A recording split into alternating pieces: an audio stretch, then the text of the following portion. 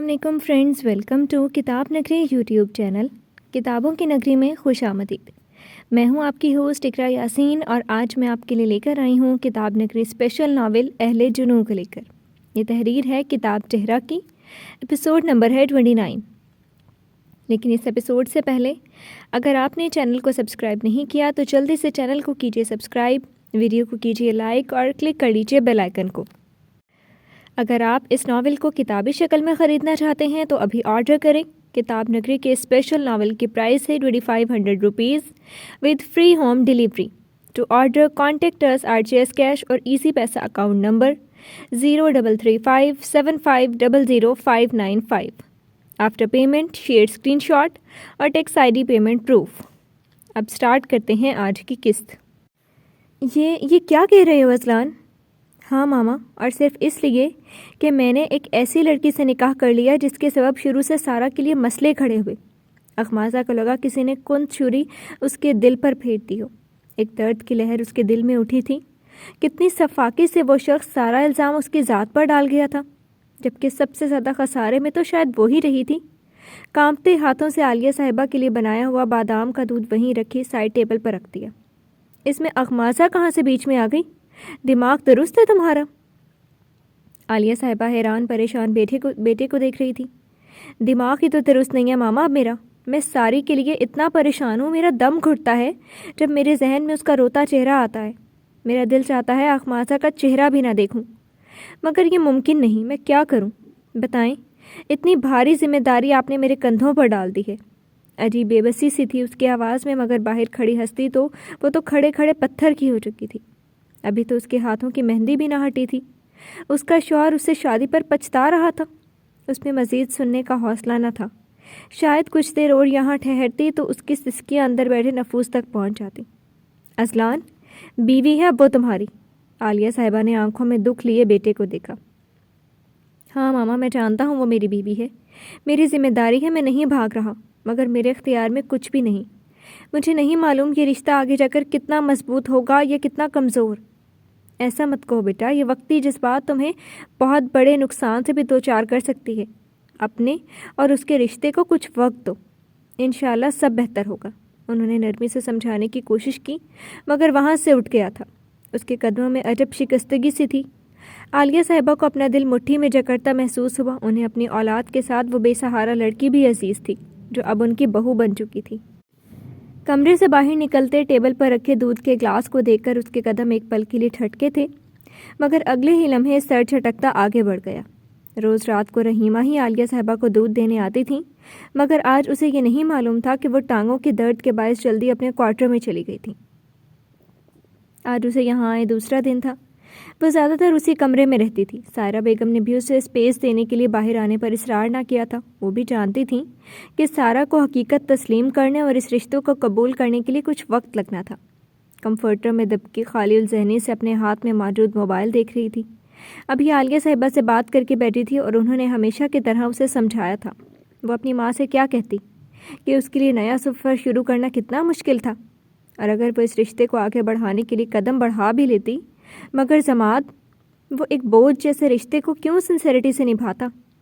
शायद उसके दिल में भी कोई हो, सारा सप्तैन की तरह, जिसके साथ ज़िंदगी बिताने की ख्वाहिश हो उसे। जब भी कमरे का दरवाज़ा खुला था और थका थका सा जमात कमरे में दाखिल हुआ। सारा ने चौंक कर उसके सिम देखा और अगले ही पल सटपटाती हुई बेड से उतर गई। वो 2 दिन बाद उसे आज नजर आया था। यही वजह थी कि वो उसकी गैर मौजूदगी में उसके बेड पर टिक गई थी। क्या हुआ, ऐसे अलर्ट क्यों हो गई? टेक रेस्ट, मैं कोई बीवी तीमारदारी करवाने वाले में से नहीं हूँ।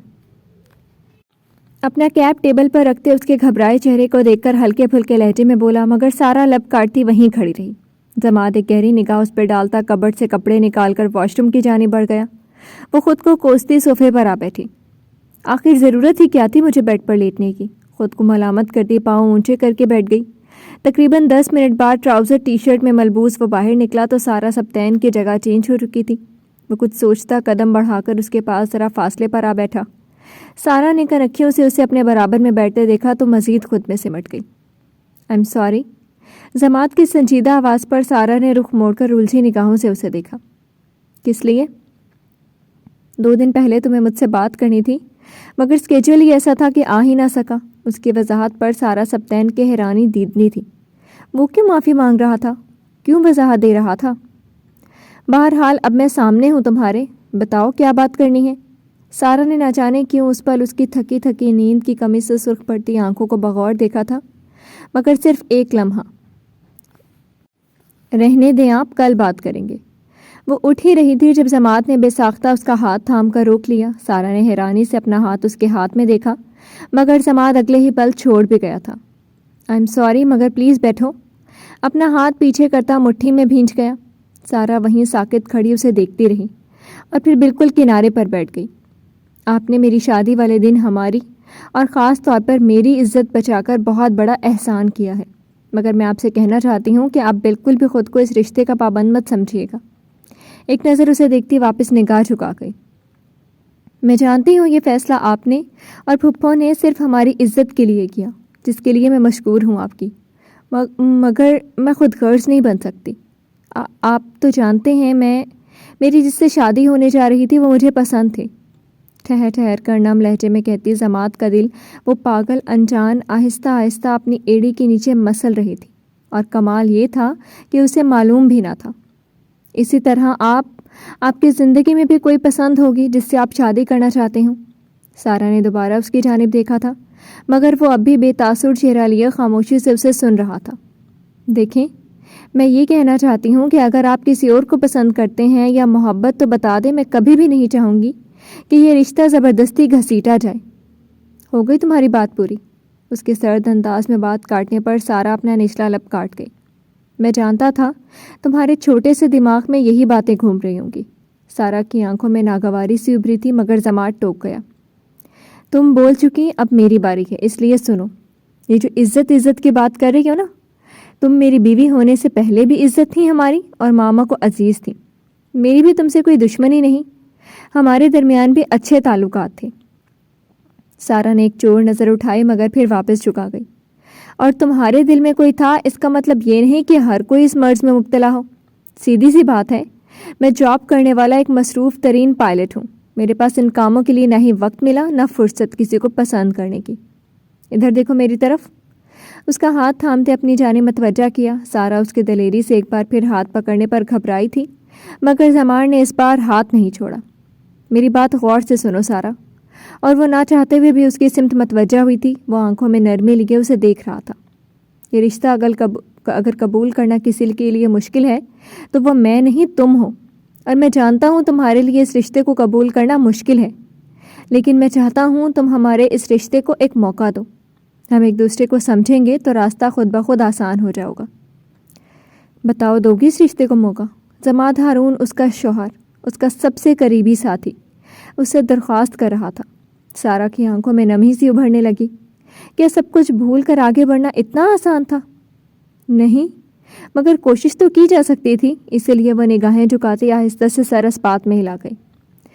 میں پوری کوشش کروں گی۔ اس کے ہاتھ سے آہستہ سے اپنا ہاتھ نکالتے منمنائی تو جماعت مسکرائے بغیر نہ رہ سکا۔ اسی بات پر اگر تمہیں اعتراض نہ ہو اور مجھے کھانا مل جائے تو میں اپنی 2 راتوں کی نیند پوری کر لوں گا۔ آپ نے کھانا نہیں کھایا؟ ایک نظر رات کے 12 بجاتی گھڑی پر ڈالتے حیرانی سے بولی۔ نہیں یار، جب گھر واپس آنے کا وقت ہوتا ہے تو بالکل باہر کا کھانے کا دل نہیں کرتا۔ مسکین سی شکل بناتے اسے دیکھا۔ سارا کے لبوں پر آج پورے 3 دن بعد ہلکی سی مسکراہٹ ابھری تھی۔ ٹھیک ہے، آپ ویٹ کریں، میں لاتی ہوں، نرمی سے کہتی باہر کی جانب بڑھ گئی، اور جماعت کو لگا وہ کسی خواب کی دنیا میں سفر طے کر رہا ہو۔ اس کا دل ایک حسین تال پر دھڑک رہا تھا۔ کمرے میں واپس لوٹا تو مکمل بلیک آؤٹ تھا۔ دروازہ بند کرتے بورڈ پر ہاتھ مار کر لائٹس آن کی تو اخماسہ اس کی توقع کے برعکس اپنی جگہ پر سکڑی سمٹی لیٹی سو رہی تھی۔ اس کی پشت اذلان کی جانب تھی۔ وہ چند لمحے یوں ہی بے مقصد کھڑا اس کی پشت دیکھتا رہا، پھر سر جھٹک کر اپنی جگہ پر آ لیٹا۔ کمرے کی لائٹس اب بھی آن تھیں۔ اذلان خالی نظروں سے سیلنگ گھور رہا تھا۔ اس کے برابر میں بیوی موجود تھی۔ دونوں میں بمشکل چند ہاتھ کا فاصلہ تھا، مگر اذلان اس فاصلے کو اپنے رویے سے اتنا بڑھا چکا تھا کہ دونوں کے بیچ اونچی دیوار کھڑی ہو چکی تھی۔ آخری بار اس کی پشت کو دیکھا، سائڈ ٹیبل سے سگریٹ کا پیکٹ اٹھا کر بالکنی میں نکل گیا۔ جانے سے پہلے لائٹس بند کرنا نہ بھولا تھا۔ اس کی غیر موجودگی کے احساس سے اخماسہ نے اپنی متورم آنکھیں کھول لی تھی۔ شاید ان دونوں کے مقدر میں زندگی بھر کے رچے لکھ دیے گئے تھے۔ اس وقت اس کا دل کسی پھوڑے کی طرح دکھ رہا تھا۔ کوئی نہ تھا جو اس سے پوچھتا، اس کا درد بانٹتا۔ اپنی سسکیاں دباتی سختی سے آنکھیں میچ گئیں، اور پھر رات کا نہ جانے کون سا پہر تھا جب اس پر نیند مہربان ہو گئی تھی۔ اذلان کی آنکھ صبح الارم کی شور سے کھلی تھی۔ رات کو دیر تک جاگنے اور اسموکنگ کرنے کے سبب اس کا دماغ پھٹ رہا تھا۔ اخمازہ، الارم بند کرو، منہ پر تکیہ رکھتا بڑبڑایا، مگر وہ اسی طرح زور و شور سے بج رہا تھا۔ اخمازہ، تمہیں؟ تکیے کے پیچھے سے منہ نکالتے غصیلے انداز میں بولا، مگر وہاں کوئی ہوتا تو سنتا نا۔ اذلان نے ارد گرد دیکھا، وہ نہیں تھی۔ ایک نظر الارم کلاک پر ڈالی جو 8 بجا رہی تھی، یعنی وہ آج اس سے پہلے اٹھ گئی تھی اس کا ناشتہ بنانے کے لیے۔ عجیب لڑکی ہے، بڑبڑاتا ہوا بیڈ سے اترتا واش روم کی جانب بڑھ گیا۔ چارکول کلر کے 3 پیس میں ملبوس، ایک ہاتھ میں بریف کیس اور دوسرے ہاتھ میں کوٹ کلائی پر ڈالے نیچے آیا تو عالیہ صاحبہ اور سبطین صاحب پہلے ہی ڈائننگ ٹیبل پر موجود تھے۔ وہ بھی اپنی چیئر گھسیٹتا بیٹھ گیا۔ ٹیبل پر کئی قسم کے ناشتے لگے تھے۔ ملازم نے قریب آتے اس کے گلاس میں جوس نکالا۔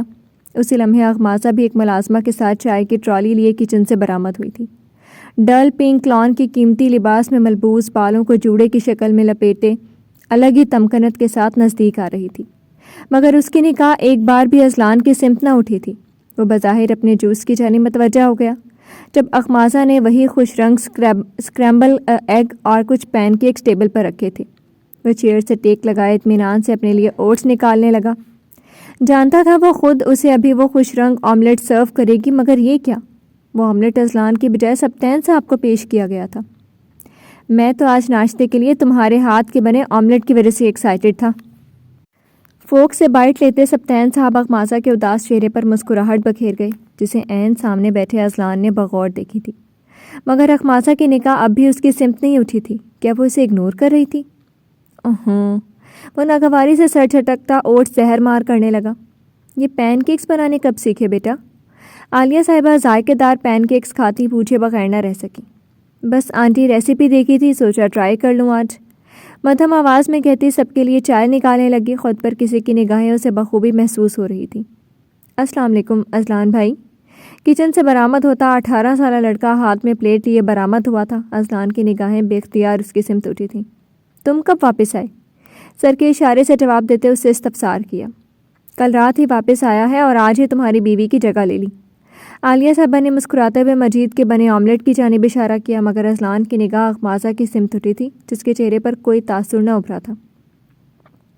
وہ کسی روبوٹ کی طرح کھڑی تھی، نہ آج ان لوگوں کے ساتھ بیٹھ کر ناشتہ کر رہی تھی، نہ اس کے برابر میں آ کر بیٹھی تھی، نہ کسی چیز کا اس سے پوچھا تھا۔ اذلان کا دل یکدم ہی ہر چیز سے اچاٹ ہو گیا تھا۔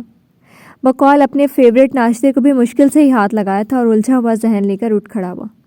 اذلان، ٹائم نکال کر آ جانا آج، اخمازہ کو یونیورسٹی ایڈمیشن کے لیے جانا ہے، تم نے بتا دیا تھا اسے بیٹا؟ اذلان کو یاد دہانی کرواتے انہوں نے اخمازہ سے پوچھا، جو چونک کر ان کی سمت متوجہ ہوئی تھی، اور ایک بے ساختہ نگاہ اذلان کی سمت اٹھی، مگر اگلے ہی پل اس کی کھوجتی نگاہوں سے نظریں چرا گئی۔ آنٹی، مجھے نہیں لگتا کہ میں دوبارہ کنٹینیو کر پاؤں گی، اس نے مدھم آواز میں کہتے عذر تراشا۔ ایسا مشکل نہیں ہے بیٹا، آپ سٹارٹ کریں گی تو سب ایزی لگنے لگے گا، اور اگر کوئی ہیلپ چاہیے تو میں اور اذلان ہیں نا سمجھانے کے لیے۔ سبطین صاحب کے شفقت بھرے لہجے پر اخمازہ کا سر مزید جھک گیا۔ وہ کیسے بتاتی انہیں کہ اس کے شوہر کو اس میں دلچسپی نہیں، اس کی پڑھائی میں کیا مدد دیتا؟ میرا اسکیجول بہت ٹف ہے آج ماما، اور کل شاید UK جانا پڑے میٹنگ کے سلسلے میں اسی لیے یہ کام آپ ہی دیکھ لیجیے گا۔ رسٹ واچ میں ٹائم دیکھتے سرسری انداز میں بتایا تو سبطین صاحب تائیدی انداز میں سر ہلا گئے۔ ہاں یہ بھی ہے، عالیہ آپ دیکھ لیجیے گا۔ سبطین صاحب بھی چیئر کھسکاتے اپنی جگہ سے اٹھ کھڑے ہوئے۔ اخمازہ خاموشی سے ٹیبل کی سطح کو گھورتی رہی، کچھ بھی تو اس کی توقع سے مختلف نہ تھا۔ ان کے جانے کے بعد عالیہ صاحبہ نے نرمی سے اخمازہ کے ہاتھ پر اپنا ہاتھ رکھا تو اس نے رخ موڑ کر انہیں دیکھا۔ آج چلیں گے ہم، پریشان ہونے کی بالکل ضرورت نہیں، ٹھیک ہے؟ وہ نرمی سے مسکراتی اٹھ گئیں۔ اخمازہ یوں ہی اپنے ہاتھ کو گھورتی رہی۔ وہ سمجھ رہی تھی اسے پڑھائی کی اتنی ٹینشن تھی، کاش اسے بس اسی بات کی فکر ستا رہی ہوتی۔ کیا بات ہے گلشن؟ چوکیدار کی مسلسل تیسری کال نے اسے ناگواری کا شکار کر دیا تھا، کیونکہ اس وقت وہ ایک اہم میٹنگ میں بیٹھا تھا۔ آج پورے 1 ہفتے بعد وہ آفس آیا تھا اور سارا دن انتہائی مصروف گزرا تھا۔ صاحب جی، وہ جی، بی بی جی، کیا ہوا، مر گئی کیا وہ؟ فائق کا آگ برساتا لہجہ گلشن کو ہچکچاہٹ میں مبتلا کر گیا۔ وہ جی صاحب جی، بی بی جی کو بڑا تیز بخار ہے جی، صبح نوری ان کے پاس ناشتہ لے کر گئی تھی جی، مگر وہ نہیں اٹھیں۔ تو میں کیا کروں؟ اسے آ کر پٹیاں رکھوں؟ ناگواری سے اسے جھڑکا۔ وہ جی صاحب جی، اگر ڈاکٹر کوئی ضرورت نہیں، جو گھر میں میڈیسن موجود ہے وہی دے دینا، اور یہ نوری کس خوشی میں اس کے آگے ناشتہ لگا رہی ہے؟ اس کی بات کاٹتے استفسار کیا تو گلشن ایک پل کے لیے چپ سا ہو گیا کہ اس کے نرم دل مالک کو اچانک ہو کیا گیا تھا، اور کل جس لڑکی کو اپنے نکاح میں لیا تھا اسی کے ساتھ ایسا سلوک کر رہا تھا۔ آئندہ اس کے آگے کچھ بھی پیش کرنے کی ضرورت نہیں، جو کچھ کھانا بھی نہ ہوگا خود بنائے گی اپنے لیے، ہاتھ ٹوٹے ہوئے نہیں ہیں اس کے۔ اپنا حکم جاری کرتا کال کاٹ گیا۔ اس کے اعصاب اس لڑکی کے ذکر پر ہی تن گئے تھے۔ آج وہ کئی دن بعد نارمل روٹین پر آیا تھا، مگر اس کال نے پھر اسے اسی بھنور میں پھینک دیا تھا جس سے وہ چاہ کر بھی نہیں نکل سکتا تھا۔